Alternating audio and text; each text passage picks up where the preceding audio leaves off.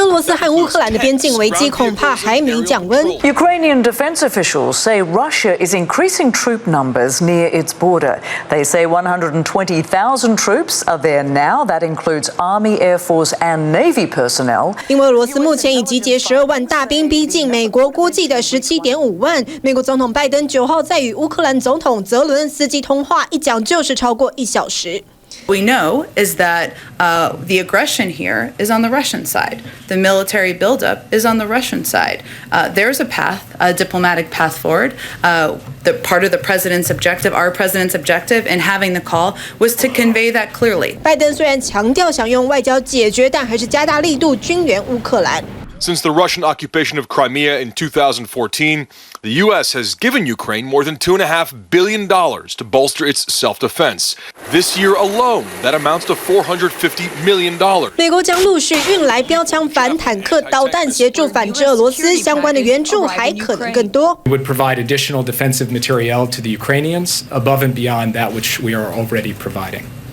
And we would fortify our NATO allies on the eastern flank with additional capabilities in response to such an escalation. 上个月，美军派出约150名的特遣人员到乌克兰协助军事训练。拜登警告，俄罗斯如果动手，就会祭出严厉的制裁，但传出制裁可能不包含能源领域，因为怕冲击美国的油价。Experts warn if you don't target Russia's energy sector, you may not have the leverage or the influence required to affect Kremlin decision-making. 拜登尽管面临内外的挑战，还是召开了第1届民主峰会，号召盟友共同对抗独裁国家。By outside pressure from autocrats, they seek to advance their own power, export and expand their influence around the world, and justify the repressive policies and practices as a more efficient way to address today's challenges. That's how it's sold.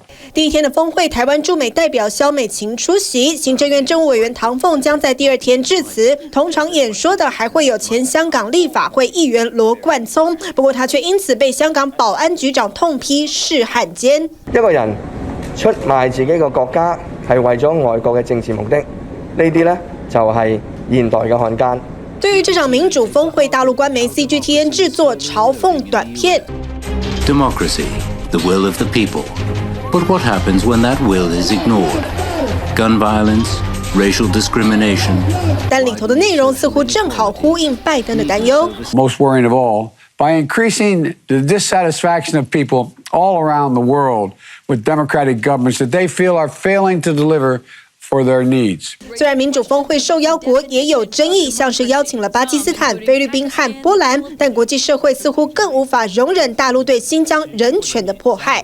Basis of evidence heard in public, the tribunal is satisfied beyond reasonable doubt that the PRC, by the imposition of measures to prevent births intended to destroy a significant part of the Uyghurs in Xinjiang, as such, has committed genocide. 英国民间法院最新判决认定中国对新疆维族人实施种族灭绝。不过，北京依然否认这些指控，反而加强对外宣传中国式的民主，还特别召开民主座谈，发表中国版民主白皮书。过去的一个中国各自表述，如今形成一个民主各自表述的现象。TVBS 新闻综合报道。